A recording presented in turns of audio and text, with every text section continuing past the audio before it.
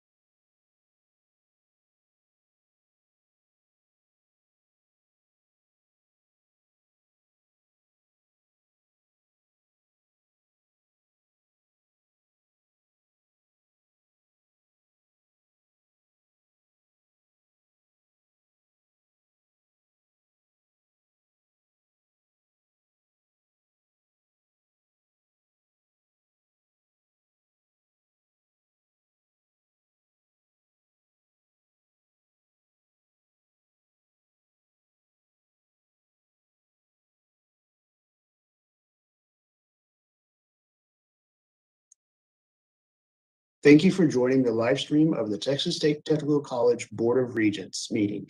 We will begin shortly.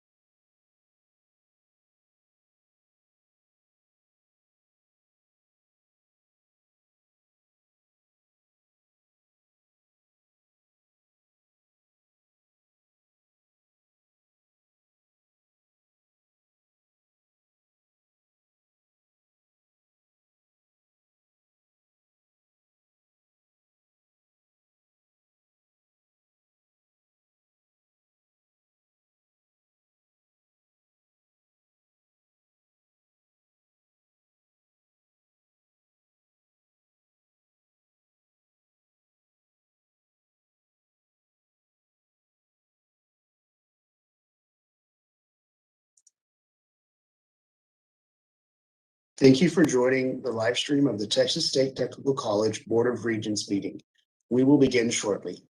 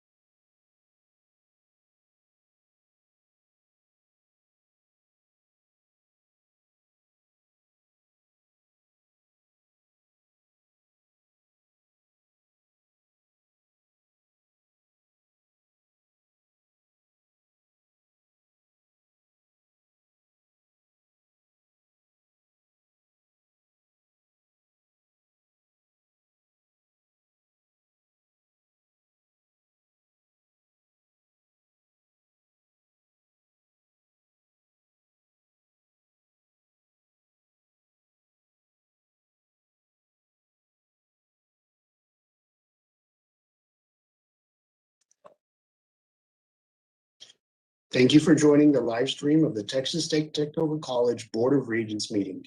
We will begin shortly.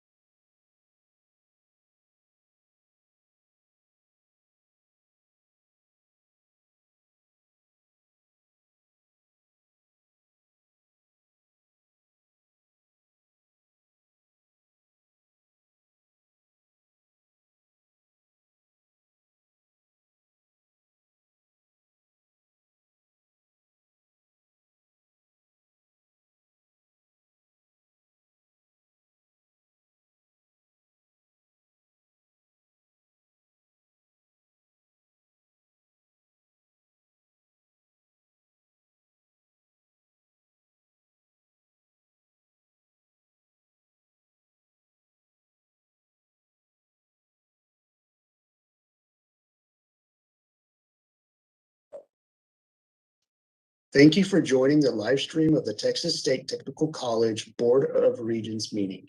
We will begin shortly.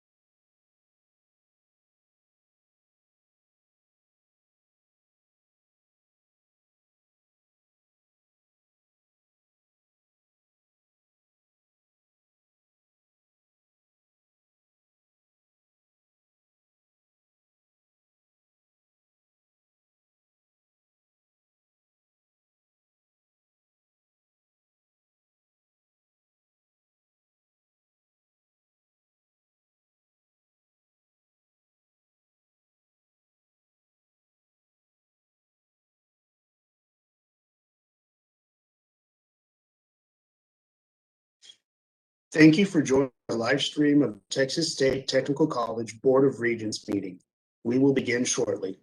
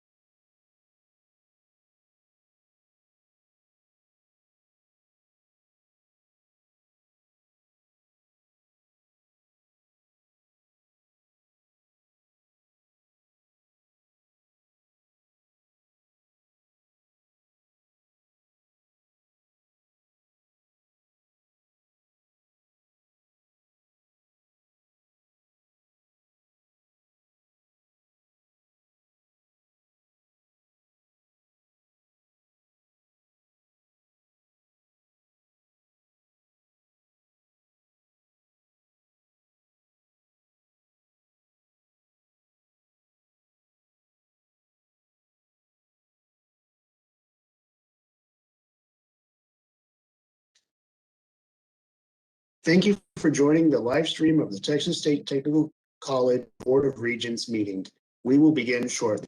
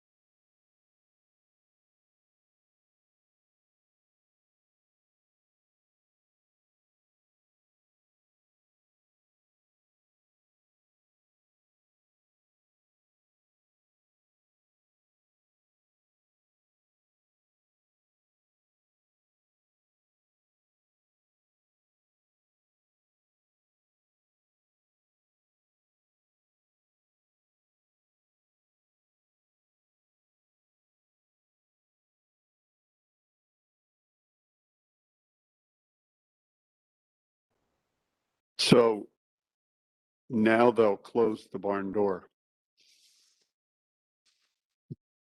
You know, the horse is gone. Now they'll go close the barn door.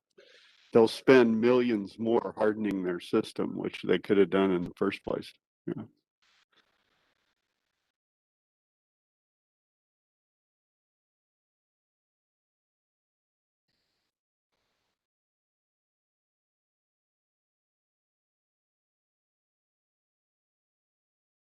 So a big part of the TAC 202 that you hear Jason report about on a constant.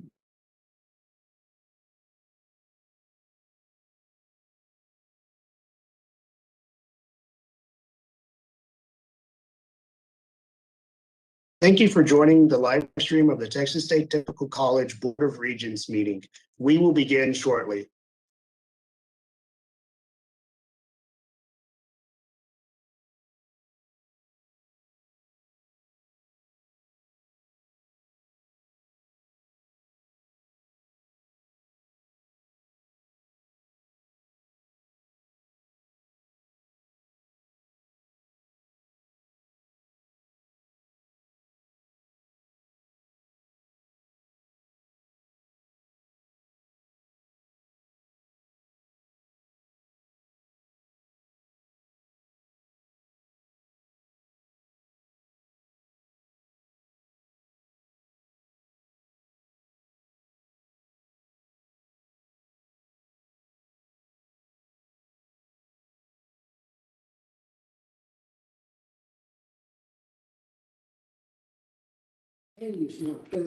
Yep.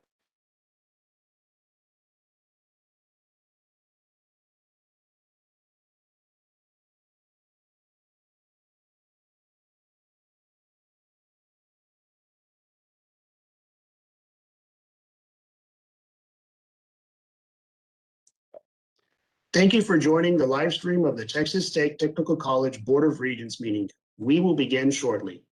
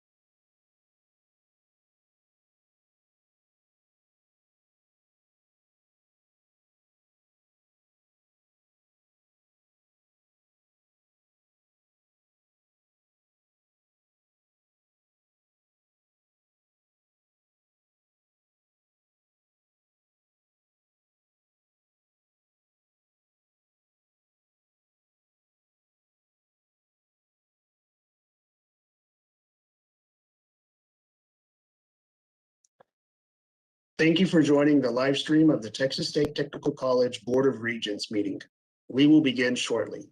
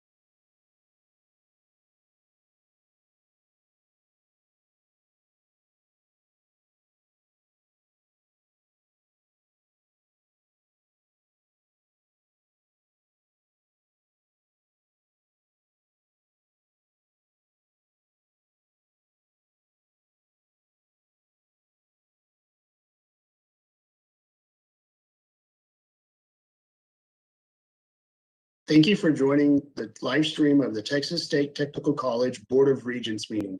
We will begin shortly.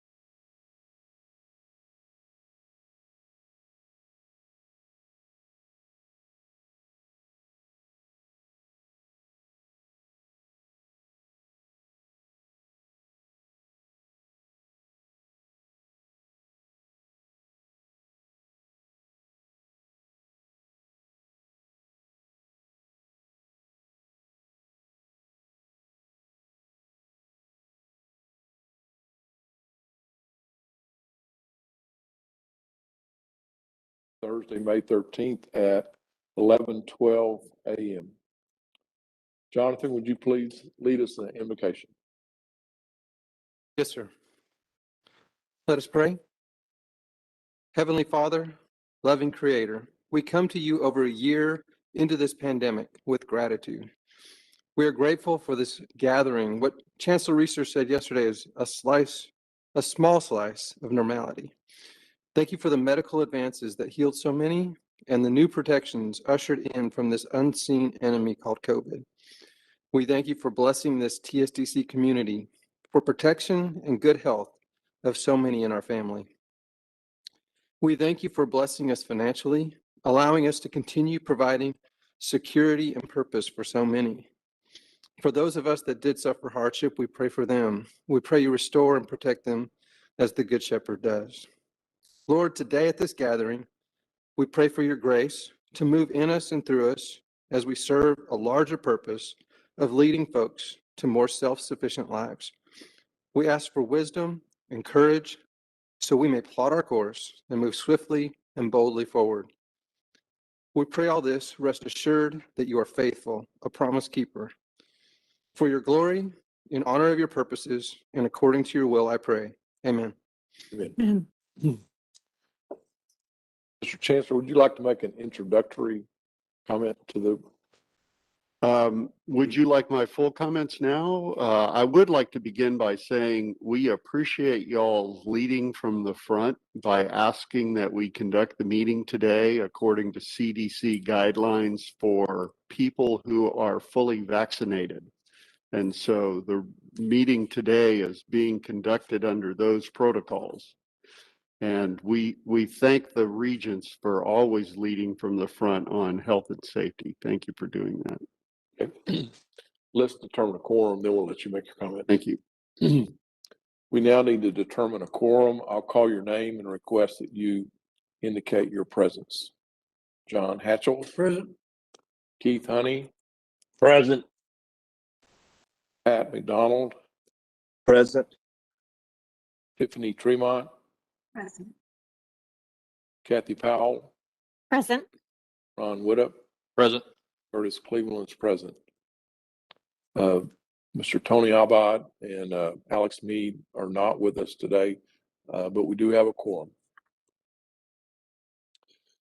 Mr. Chancellor, would you like to continue your comments? I would. Thank you very much. Mr. Chairman and members, we're now entered the second year of the pandemic. In fact, it was a year ago last week that we returned to the classroom teaching face-to-face in our laboratories following a 6-week period of getting ready to do things in a whole new way.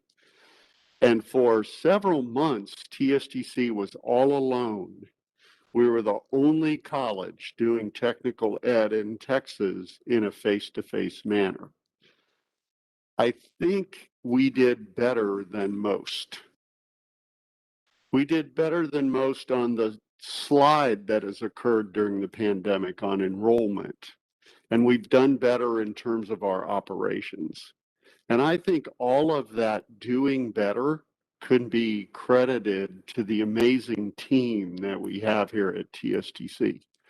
And in particular, I think there are two important features that made the pandemic a period in which we could continue to move forward. The first is TSTC has a universally embraced mission. You can't find a TSTC teammate who won't tell you, we're here to place more Texans in a great paying job. And having a clarity of mission, of remembering what it is we're trying to do while chaos is reigning all around you is a big part of what made us successful during this past year. We all could keep our eye on the ball because all the players have committed to that mission. I think the second thing that made this year better than most was that early on, the whole team embraced a set of operational principles that we were going to use. And those operational principles began with health and safety first. And then it was nimbleness and operational resourcefulness as we met the chaos head on and all the unexpected. And then finally, we re-upped our commitment to each other and our commitment to the college. Now, the reason these were so important was all of the uncertainty that was raining down on us. Our operations were thrown on their head. We had to find whole new ways to do things. We were confronted with apparently worthy options, both of which looked like the right decision. But these principles and the mission that we all universally embraced made dealing with that chaos easier for us. It goes to why we've done so well. We were able to ad lib and still stay in tune. You know, we kept our working pace high as we charged across an unfamiliar landscape that the pandemic created, because we all had a purposeful mission and we knew what our priorities were. And so your TSTC team delivered this year. Now, we're not done yet. We have a pandemic that is still raging. Things are looking better, but we've learned to do pandemic pretty well. And for the foreseeable future, we'll do it as long as it takes. We've gotten so good at it, you might think we'll coast a little, but we're not. And here's why, is because what we're eyeballing is what comes next. What's after that? So we're starting to get ready today for the post-pandemic future that's coming to higher ed later. And here's why that's so important. The pandemic has changed everything. It's changed our students. It's changed our faculty, who have so much more tools and skills and capabilities than they had before. It's changed the cohort of high school students that aren't even here yet. It's changed technology and how it is that we can communicate to each other. And with all that change is going to come new expectations for higher ed, not slavishly returning to the way we did it before. In fact, I contend the colleges who are pined to snap back to the old ways might as well pick up a quill pen and a ledger book and say, we're going to go back to the way we did it in the 19th century because we live in a new world today and your college is getting ready for that. So what we have is two futures. We have the pandemic future, which we've gotten pretty good at, and we'll ride that out. But while we're doing that, we're getting ready for a post-pandemic future that is here ahead of schedule. And here's what I mean.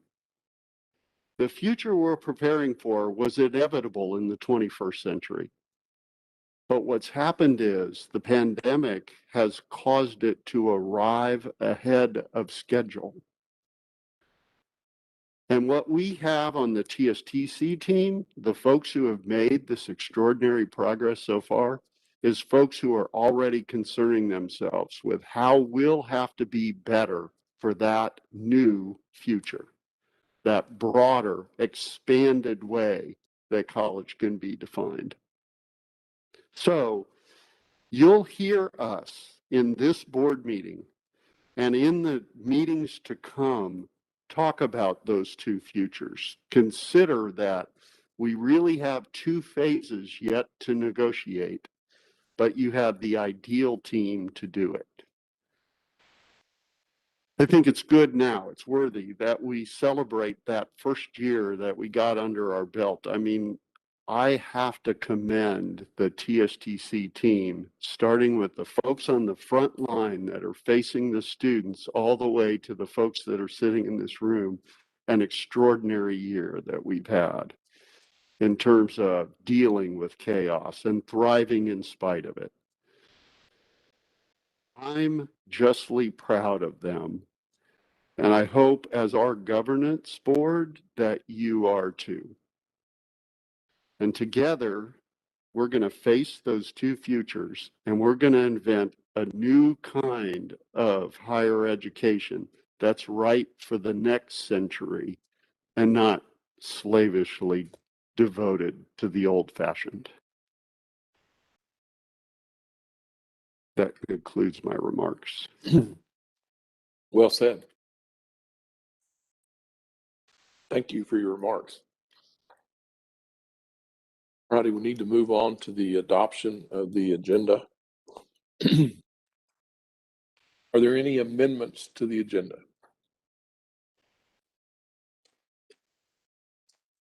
If there are no amendments, I'll entertain a motion to adopt the agenda as presented.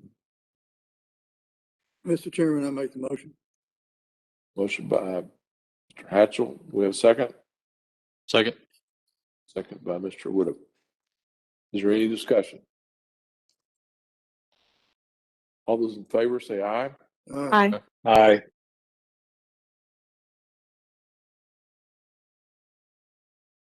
Tiffany, you with us?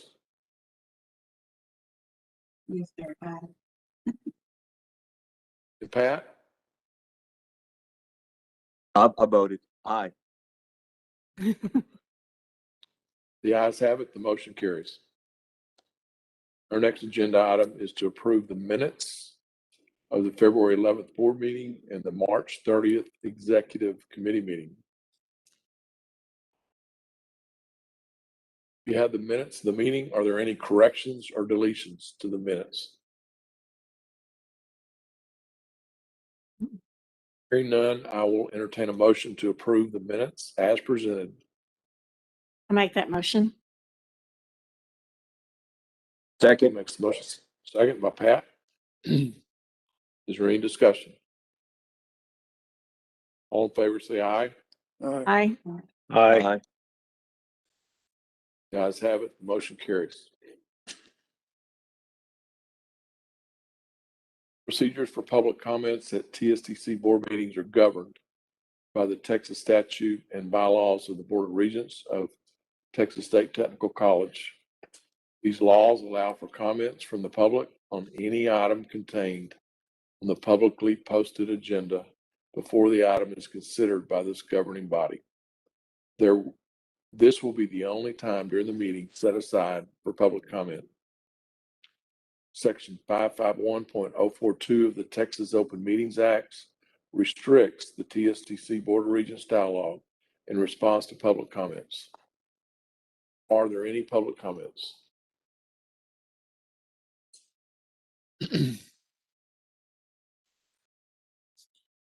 I will now move on to the committee reports.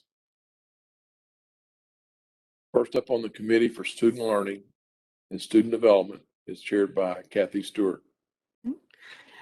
So our committee met virtually on May the 4th. We had great discussion on the big rock initiatives and strategic projects that are involved currently with our student learning. Most importantly, the stackable steps idea for our degrees so that they can come in at any point in time and continue to add to their certifications and degrees. And the big plans for performance-based evaluations for all staff. So those are huge initiatives, but they are moving forward very well. We had a recognition of our faculty senate chair, which is Renee Blackshear. We brought her on line with us virtually, and she was acknowledged for her leadership at the faculty senate, and her leadership is what's moving the college forward with performance-based evaluations. So we just publicly within our group acknowledged her leadership. We have no action items or minute orders to bring forward to the group today. Thank you, Kathy. You're welcome. Now I'll call on Tiffany Tremont, who's chair of the Fiscal Affairs Committee. Yes, sir. Thank you.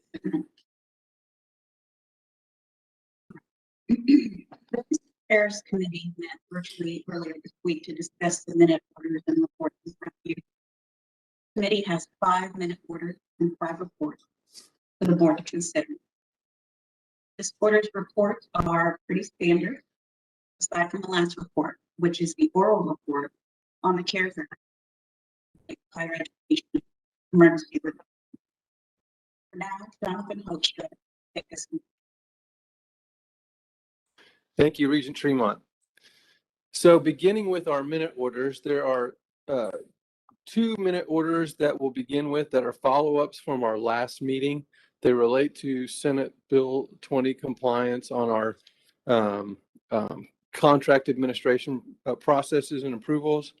And so specifically, Senate Bill 20 requires specific board approval on or delegation of contracts that exceed $1 million. So the first one of those is on page 17 of your materials. It's minute order 10-21C. And this relates to one particular contract that is exceeding our threshold under Senate Bill 20 during its natural course of business. The contract is specifically with Ed Financial, a firm we use to outsource portions of our enrollment management processes that really allow us to scale up our efforts associated with financial aid and enrolling students. This contract during the course of its life will exceed $1 million next year. And so to remain compliant under Senate Bill 20, we require board approval. The second related minute order to Senate Bill 20 is on page 19. And we had a report at our previous board meeting that really gave a turn signal for this item. We have some legacy contracts that we have flagged from our own compliance review that do exceed the $1 million threshold. and that's what each of these are. The first is the city of Waco, who provides potable water to our Waco campus. That contract, I would dare say, may be one of our oldest. The Elysian Colleague contract relates to our legacy enterprise resource planning platform that supports our financial, HR, and student functions. We've been in contract with them since 1983. And then the third is Highland, who owns the Perceptive Content System that is our document management solution that became a pretty significant contract for us as we began to create digital records over the last decade or so. So in consistent with our review and flagging of these, we seek the board's approval of these specific contracts to continue with them. The next, Jonathan, yes, sir. Are these annual contracts? I believe, yes, sir. With renew, terms of renewal. Mm-hmm. So with both of those minute orders, legal has provided an opinion letter. They've reviewed these and concur with our recommendation. On page 25, we begin a series of minute orders that are focused on lease transactions. Oh, I think I skipped one. You did. I sure did. Let me back up.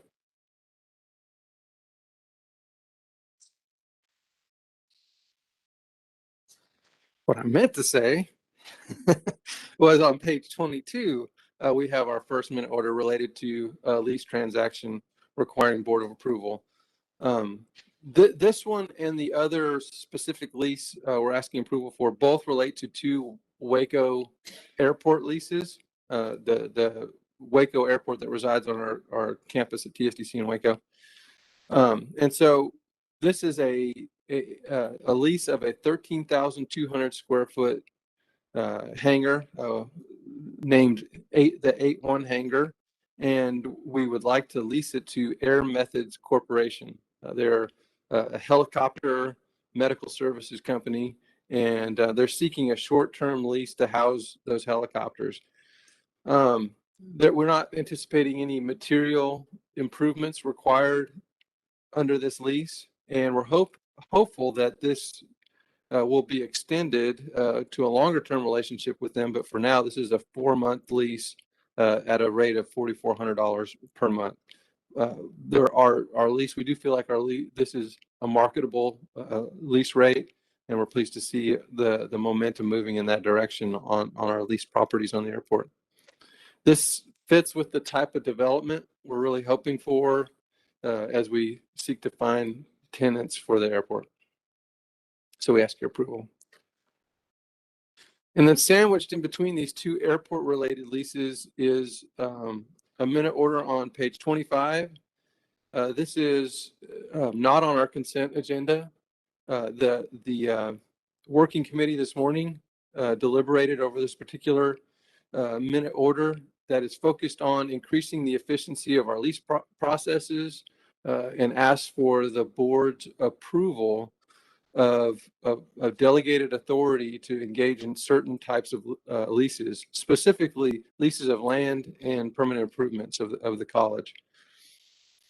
The board determined its appetite for this delegation of authority, and so as a result, if it pleases the board would need a motion at the conclusion of my reports to essentially fill in the blanks and consider the matter. With this level of delegation authority, management commits to a frequency in terms of reporting on leases. And so we would report quarterly any new leases that were executed. And annually, we would provide a summary of any and all outstanding leases of land and permanent improvements.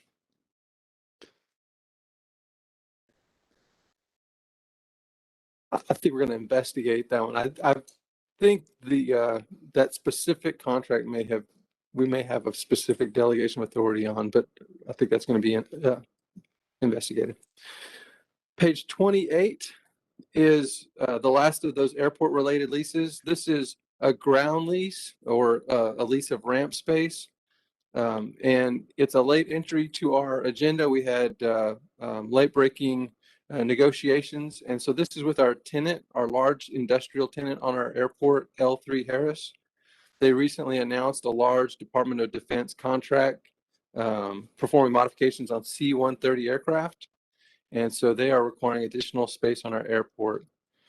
Recently arrived on mutually agreeable terms. And so again, this represents a graduating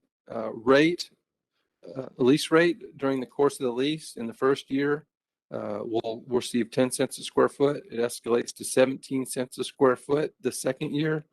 And lastly, in that third 6 months, we would get up to 26 cents per square foot. So we asked the board's approval of this nearly $148,000 square feet of ramp space.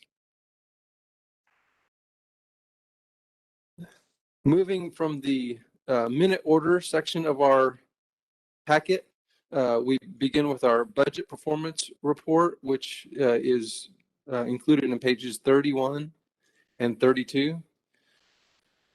So our commentary surrounding our 2021 performance is most influenced by COVID. As the chancellor stated, it really changed everything for us.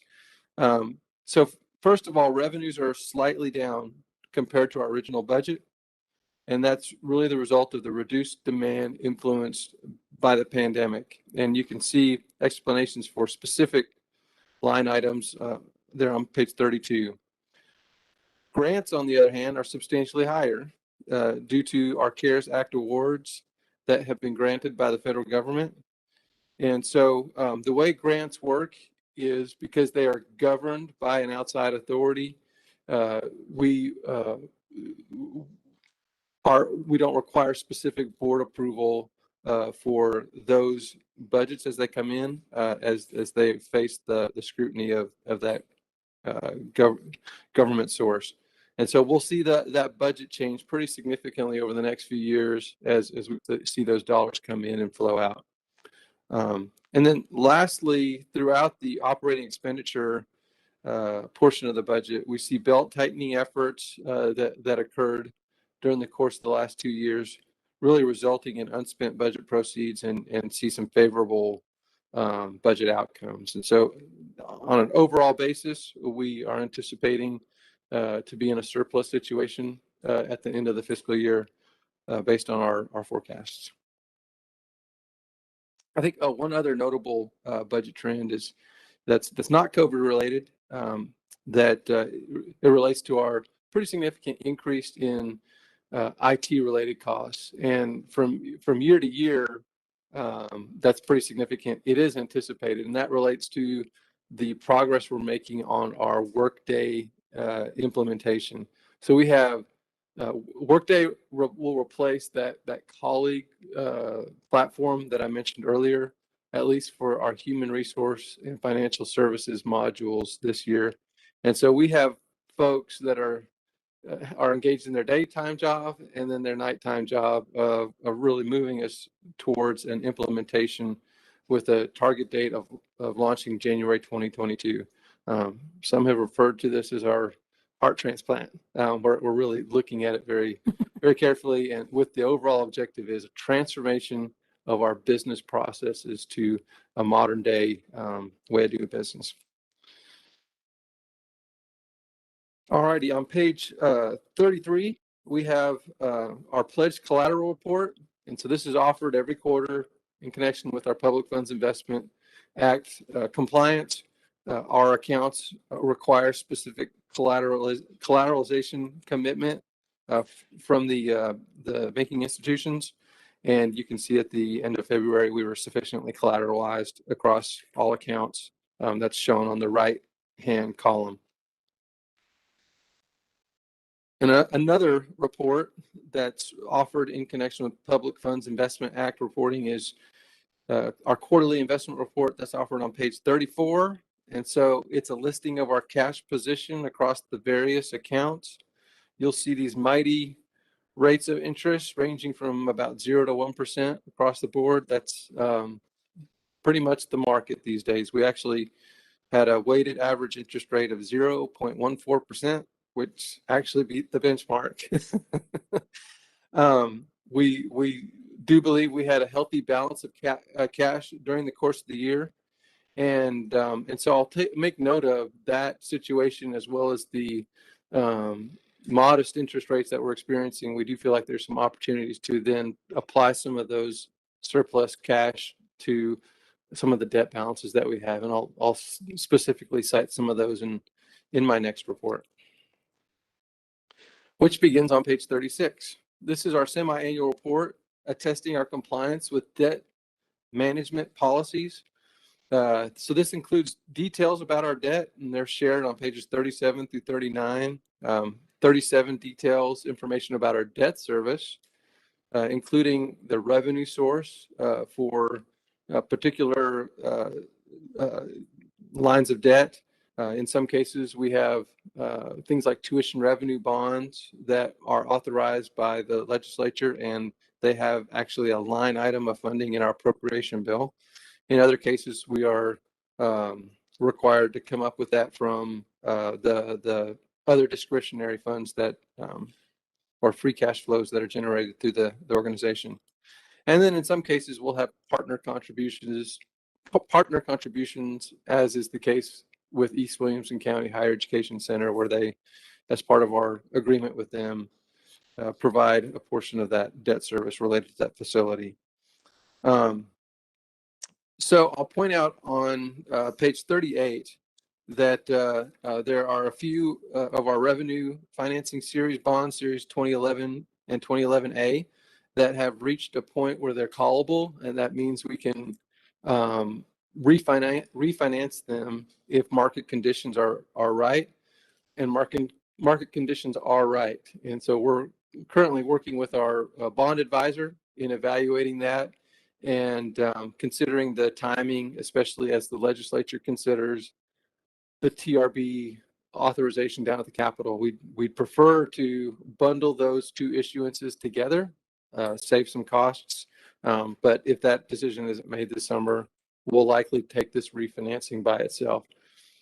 In either case, it would probably require the board activate a special meeting of the board and not an executive committee meeting. The state attorney general will not accept the executive committee's approval of such a transaction, something we ran into last time. And so that is likely to happen between now and August. That would allow us to take advantage of these market conditions while they're ripe. Good for us. Very clear report. Yes, sir. Yeah. Additional items on page 38 that are noteworthy is we have begun paying down some of these higher rate, smaller issuances of debt, the Dell Financial Services lease, those SECO or State Energy Conservation Office loans, the governor's office loan. It seemed appropriate to go ahead and pay those down, so we wanted to report that to the board at this time. On page 39 is the last page of this report, and you can see our trend of debt over the last 5 years at the top of that report. The bigger increase in 2020 that occurred related to our issuance of tuition revenue bond debt last summer, and that helped us finance a few expansions of instructional programs at some of our campuses. And then it also was intended to support the renovation of some administrative space for the workplaces that have been raised as part of the abatement and demo. And then COVID hit, and then we determined it might not be appropriate to make that big investment in an administrative space. As we've learned, our folks have become pretty adept at working remotely. So that those proceeds are parked and being reconsidered for continuing to expand our capacities in terms of instructional space. And we're kind of parking them until we know more about tuition revenue bonds, and we'll make a decision about all of those at one time. Lastly, the bond ratings are provided in the middle part of that report. Fitch did issue a report from a surveillance call we did in the last month. They have continued to keep us rated AAA for our HEAF, or constitutional appropriation bonds, and A+ for our revenue financing series bond, continuing to keep us at a stable outlook.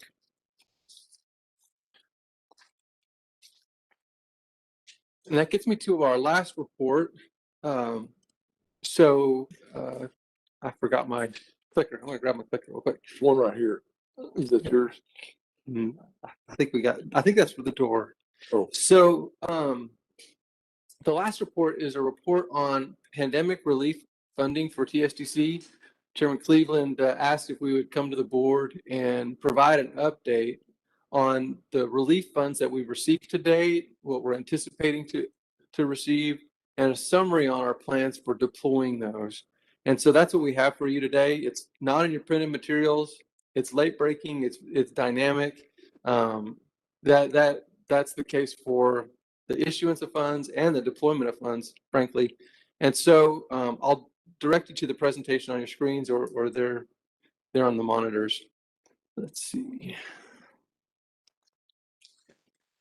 So this first slide provides a detail. Ooh, that's pretty small. About the funding anticipated. We essentially have 4 waves of pandemic relief funding, and so it's direct funding from the federal government in most cases. In one case, we have a pass-through grant through the governor's office. The first wave was allocated in March of 2020, and so you see it at the very top there. And so that's part of the higher education relief funds part of the CARES grant.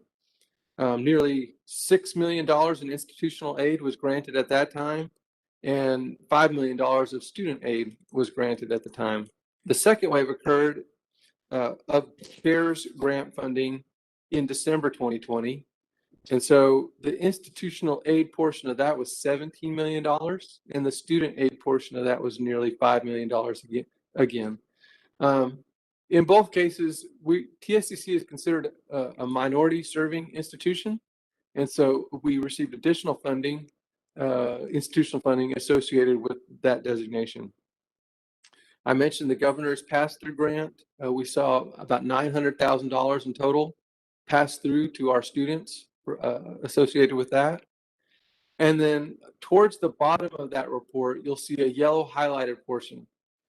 So as recently as this week, we found out that we were able to confirm that we received almost $19 million in institutional aid and another $19 million in student aid. And so we're still waiting for details about restrictions on that and timing on this latest and largest source of funds. The middle part of this report in the red font articulates where the funds to date have been allocated. And so you'll see as you read through it that our first priority was really addressing capacity issues and safety right up front. It includes about $8 million on things like lab reconfigurations, equipment to add capacity. You just couldn't get as many students around equipment to accommodate our social distancing requirements. It addressed faculty constraint issues. There's a line item that refers to payroll there, and that helped us with faculty constraint issues. And then software and IT costs were incurred to move instructional content online last year. Our most recent deployment of this was related to $1 million in support of a hardship stipend to our workforce. And this was messaged to our community as something we wanted to do to show the college's gratitude about their resilience and their resolve to defray some of the personal and financial costs that they went through during the transition to this new way of doing business. This is really cool. to use a technical term. This was announced to our folks on the Chancellor's blog, and I'd encourage you to go check it out. It'll warm your heart. To understate it would be to say it was favorably received, and they called out this board in expressing their gratitude. It really made a difference, and I think it did achieve the objective of pointing out, hey, we're proud of you. Thank you for what you did this last year. So, on behalf of the community, thank you. The next slide articulates the proposed deployment. So this is a very early look at how we propose deploying the $32 million that are available in institutional pandemic relief funds. There will be an additional process like that that we go through in identifying how we allocate the student funds as well. There are a number of factors contributing to the uncertainty of this allocation, and I'll provide an overview of some of those factors in just a minute. But this is the result of leadership's capital allocation prioritization efforts. Each proposal is sponsored by a vice chancellor, and this aligns to imperatives that really have emerged or have been imposed by the pandemic. And that's really the purpose of this funding. The chancellor said it in his opening comments that the pandemic changed everything. We've recognized that during this off year that our current environment is just very different from the past. And so will the future will probably not resemble the current environment either. And so he mentioned two futures, and these proposals really help us navigate to both.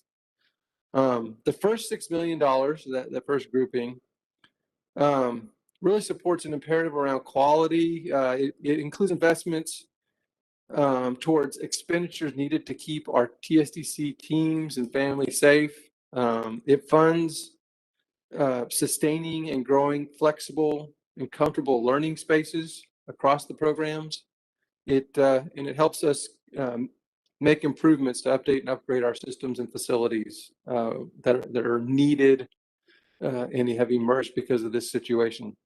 Second, in our largest commitment of funds, directs $18 million at a differentiation imperative that'll really focus on building our future modality to enhance learning delivery to both traditional and non-traditional students, really the changing needs of those two markets.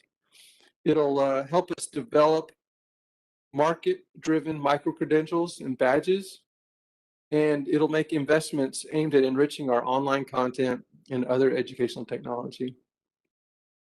The third grouping there that includes that customer experience, it focuses about $8 million on industrial and consumer markets. It includes our investments to build our marketing capabilities. It makes investments in enhancing the customer experience, both that of our industrial customer and consumer customer. And it builds better employment and employer outcomes through our work in building a common skills language. So as I said earlier, this is a preliminary allocation. The details are still unfolding. A lot of these proposals are still coming together, and it's in the construction business, Brayfried would say this is design built in some cases. I mentioned there's some considerations, and so we offer a few here. So with timing, there's an expectations that these funds need to be dispersed swiftly. There's expiration dates on these funds, and they vary. Some are still unknown. Most will likely change.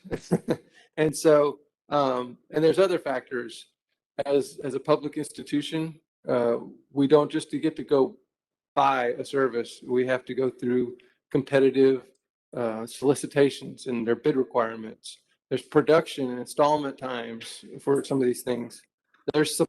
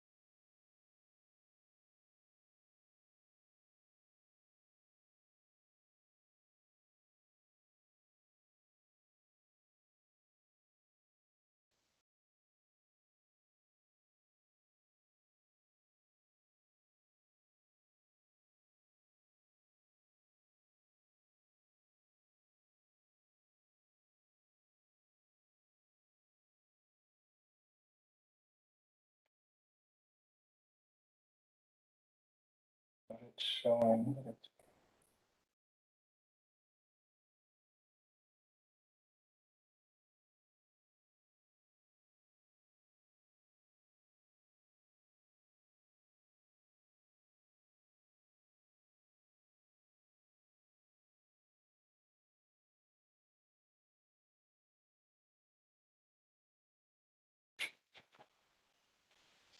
We're currently still doing it on yours.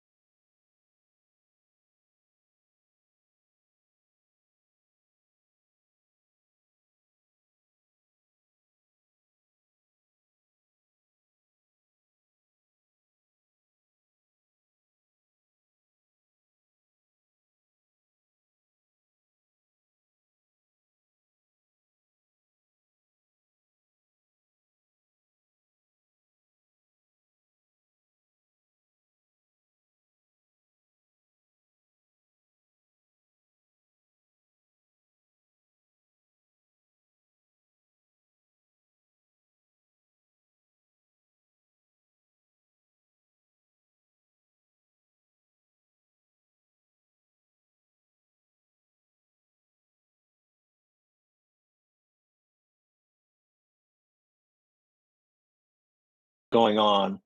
As you look at that list, you can see that we're very busy in the facilities area with a substantial number and magnitude of activities, and particularly focusing on the Waco campus, but also on several other locations.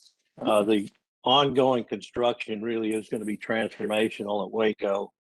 And it's just so exciting to see what's happening there and eventually what the outcome will be.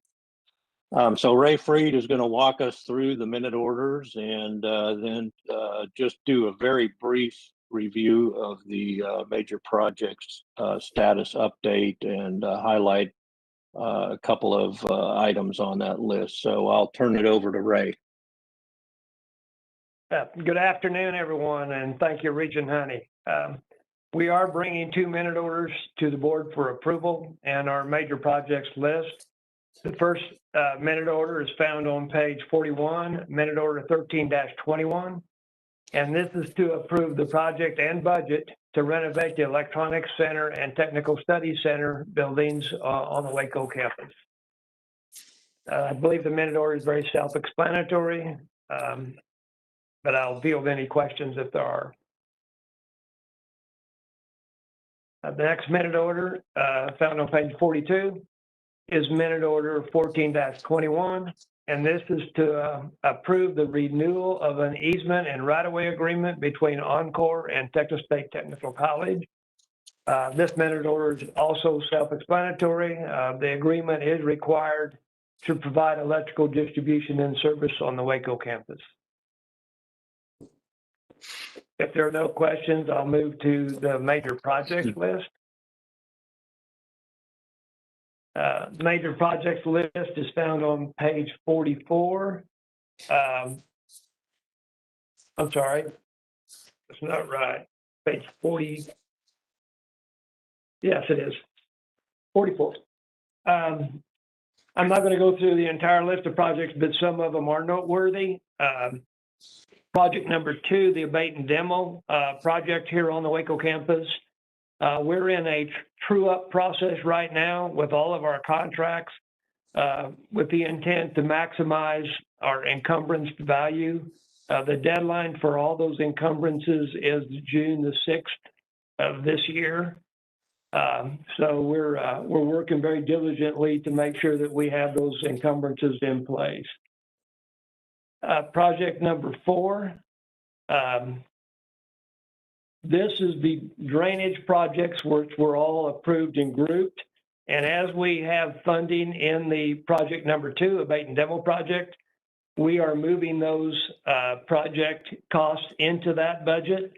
There will be some remaining projects in that line that will not be funded immediately, so they will be deferred until funding becomes available.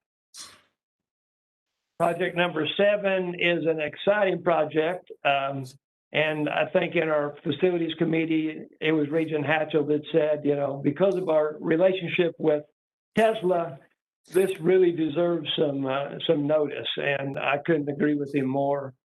So it's the Faraday Center in Fort Bend. It's being constructed for the workforce development. Our first customer is Tesla. The building will open in January of 2022 and be occupied by Tesla.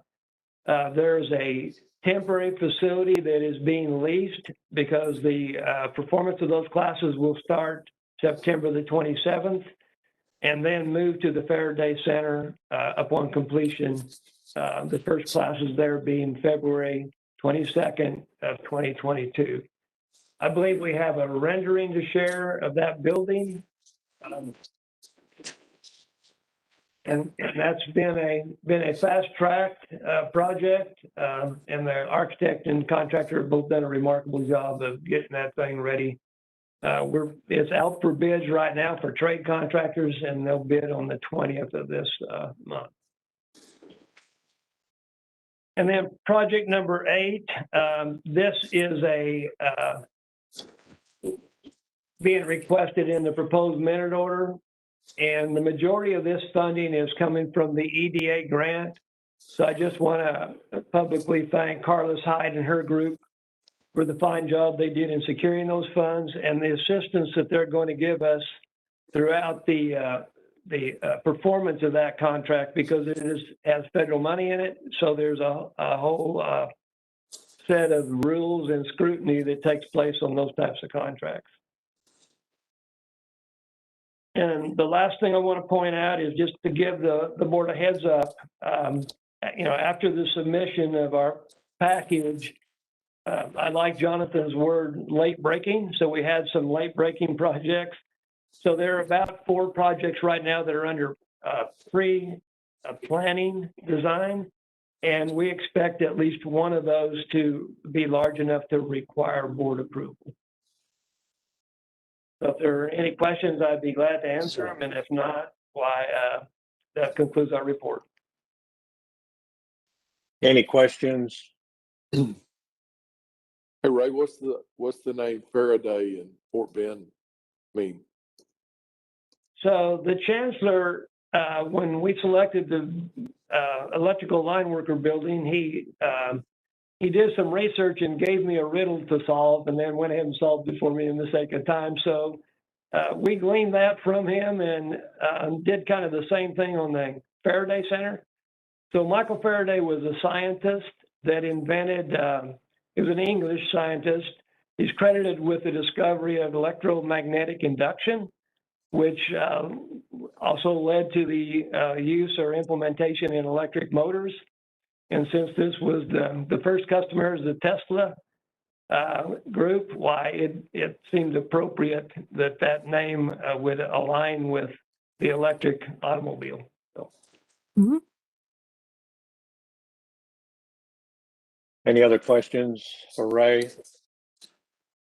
All right, hearing none, just a comment, Mr. Chairman. Once again, I'd just like to express my gratitude and appreciation to Vice Chancellor Herrera, Ray Freed, and their team for the work they're continuing to do in a difficult environment. I don't know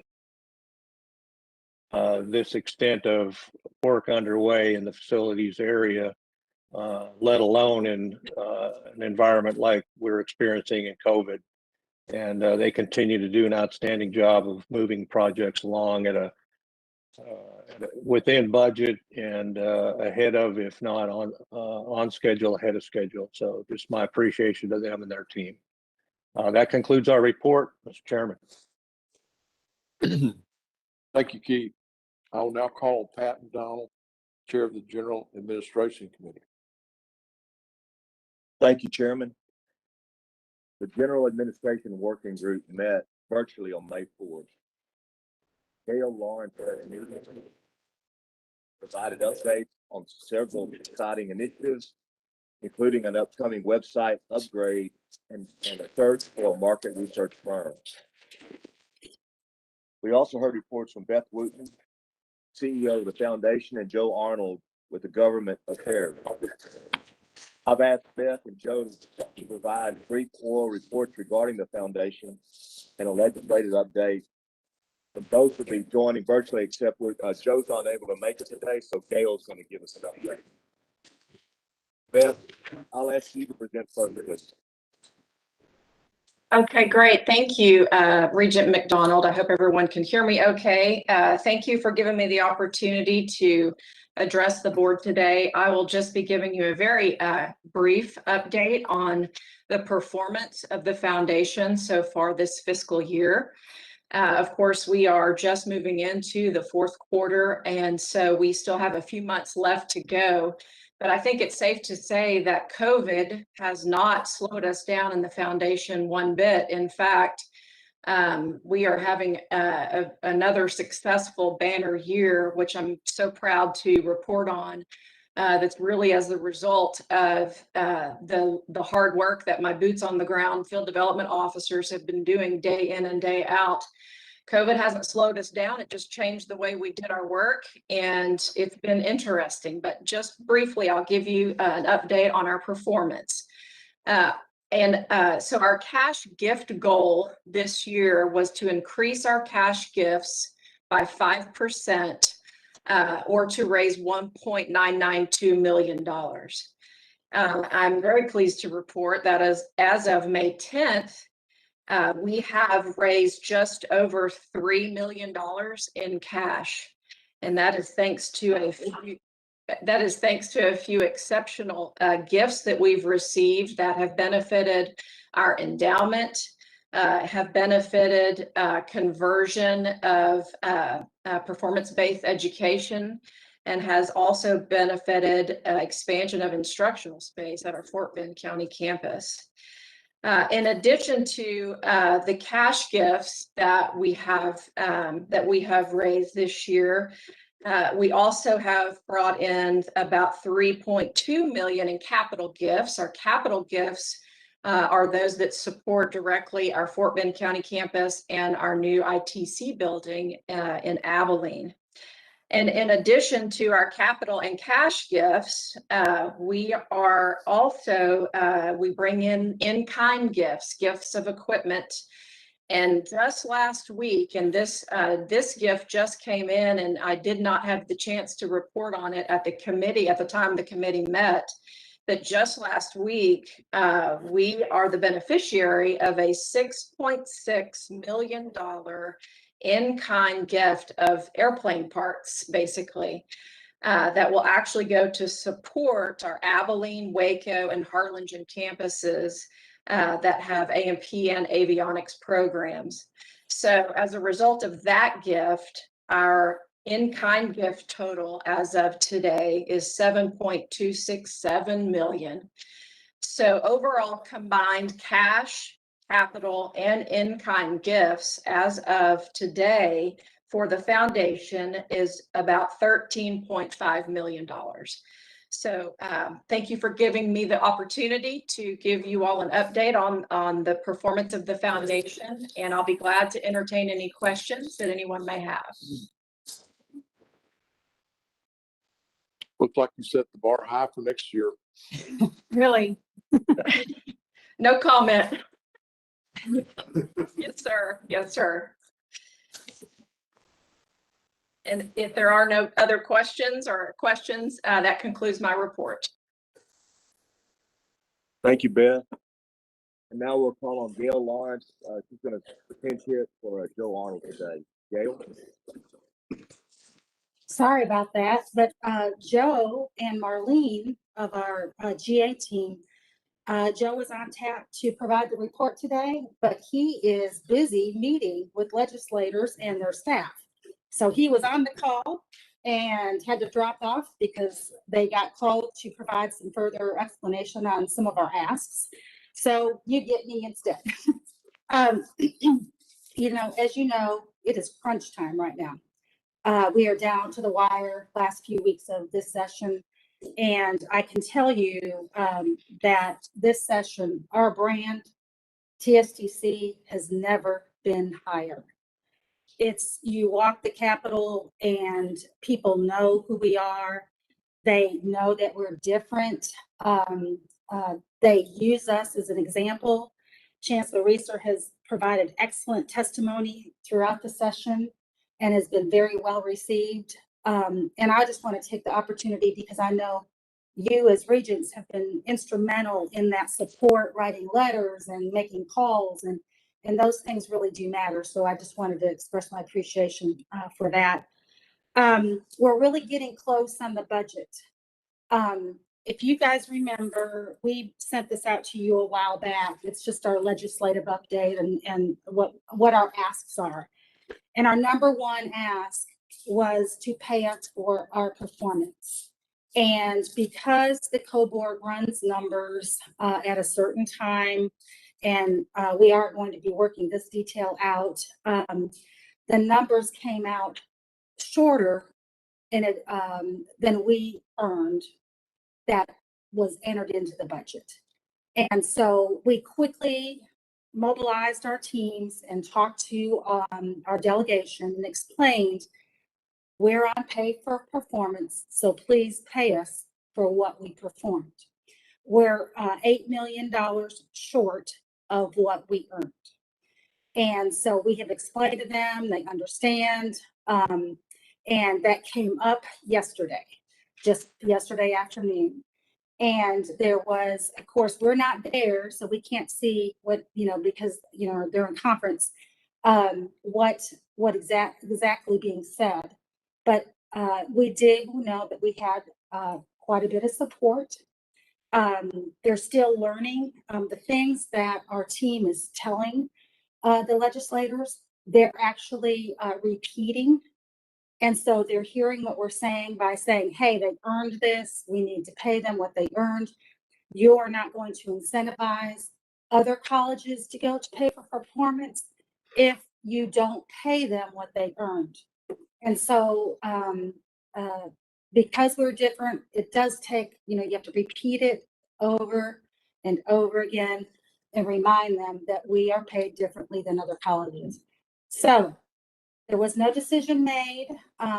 They amended, and so or appended, and so it's going to basically pause until they get some more numbers. So that's a good thing. It's not a done deal yet. So we're still in the mix, and of course Joe and Marlene are working towards that end at this moment. I really want to express my appreciation to Marlene McMichael. She has a good relationship with Representative Wilson and has worked really hard to support TSTC. So I wanted to give her a little shout out. TRBs, you've heard that thrown around a little bit. We don't know. It's a 50-50, and even the folks around the Capitol will ask them. And quite frankly, we're not sure where the money is coming from. We do know that they're not going to be funded the way they normally are funded. So there's some talk about federal money coming in, but as far as details, I can't provide that at this time. It's a 50-50 situation. It's coming up today, discussion today. I will say, we were moved forward on 6 of our 7 asks. And when you look at the long list of other colleges and what they asked, we did very well. So we're keeping our fingers crossed. We're very hopeful. But the team has worked really, really hard. Very proud of what they've accomplished thus far, but of course, it's not over until it's over. And so we're hanging around, making ourselves available, just like what happened today. Hey, we need some clarification on something. And so we're in the Capitol and we can immediately meet with a staff or a legislator upon request. So just keep your fingers crossed for the next couple of weeks, and hopefully we'll be able to bring it across the finish line and have some good news to report. And so we asked for 200 million of TRBs, correct? About 218. 218.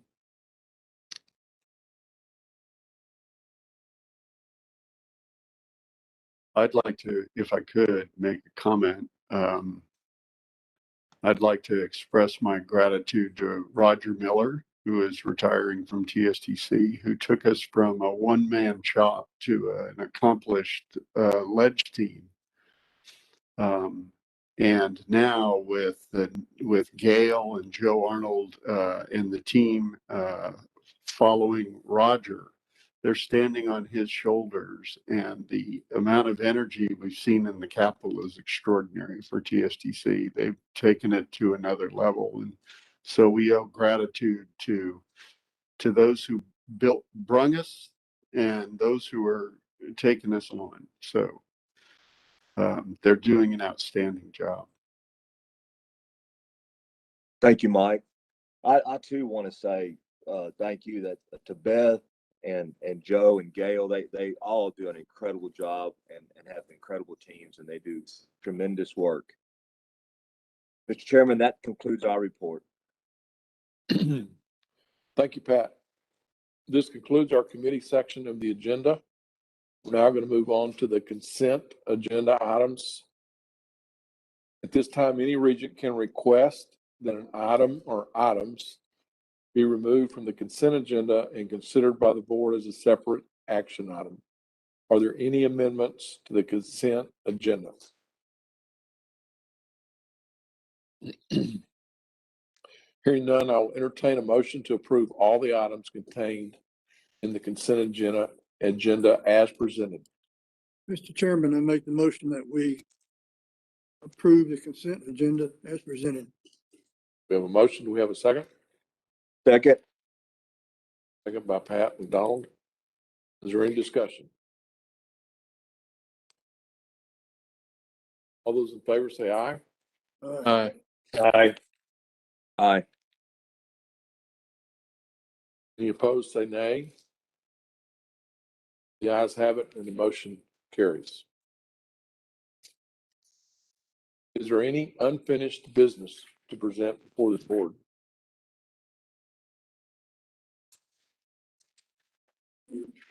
Hearing none, is there any new business to present before this board?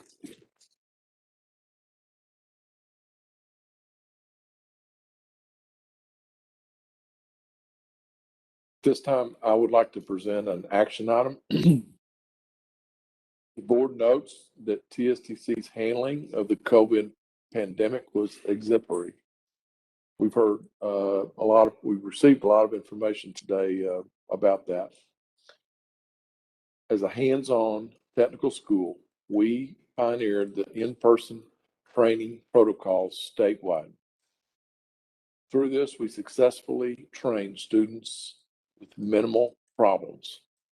This was due under the leadership of Chancellor Reeser. And the board wishes to acknowledge his successful leadership throughout this time with a 5% performance bonus. We've instructed the logistics to be worked out by Human Resources and the Chancellor.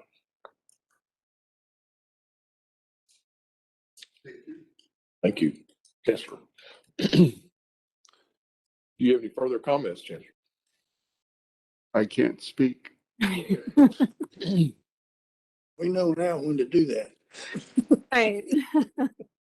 Not sure I've seen you speechless.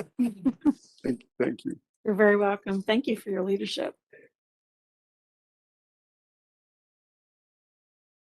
I get to march in front of a great parade. Yes, you do. Yes, you do. And you're the leader of that parade. The next Board of Regents meeting is scheduled on August 18th and 19th, the Waco campus. Our hope is that all regents can be here in person for that meeting. We hope to have all our COVID protocols in place. I'm encouraging each regent to get vaccinated so we can all be here together and break bread together and sit around this table together. Regents, do you have any further comments?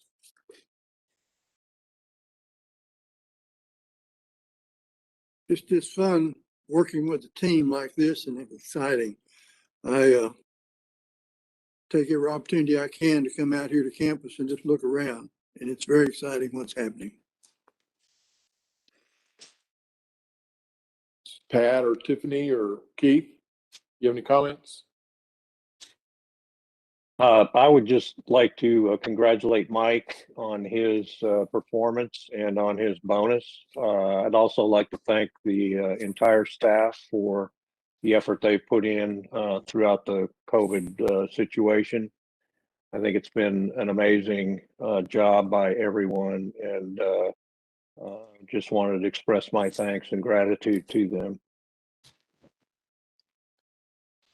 I would Thank you. second Keith's comments entirely, and thank you for your hard work, Mike, and thank you, team. Thank you, sir. Thank you. Hi, this is Tiffany. I echo the sentiments of the team. Thank you so much to the leadership as well as the staff of the college. Thank you, Tiffany and Pat, Keith, Kathy. Any comments? I can just say ditto to everything that's been said. I mean, this is a great group to work with. I'm very proud to be on the Board of Regents, and I cannot say enough wonderful things about the leadership here at this college. You guys have been amazing. You didn't miss a beat with COVID, and I saw it from a totally different perspective from the healthcare field. There was lots of stumbling and bumbling and wondering, and people were, didn't want to be the first to do anything, and then all fell in and did a lot of stuff that maybe wasn't right. But you guys just took the bull by the horns, did what you had to do, and we're sitting here today thanking you for your leadership from Mike all the way down to the front lines. Thank you very much. Thanks, Kathy. Ron? Mr. Chairman, I'm a 1982 graduate of the school, and so I've been out in the workforce since then. And it makes me very proud to see what the school has become and what it continues to be, creating great jobs and opportunities for the citizens of Texas, and much like myself. And so to see that under Mike's leadership to continue is just phenomenal. So we had a tough year, but boy, we got some good times ahead of us, and look forward to all good things that seem to be coming our way. So appreciate everybody's help here at the campus for that, and very proud. Great. Chancellor, as you can see, the Regents are proud to be on this team. We're proud of you and your team. So thank you. Thank you, sir. There being no further business, the meeting of the Texas State Technical College Board of Regents is adjourned at 12:30 p.m. We are adjourned. Good meeting.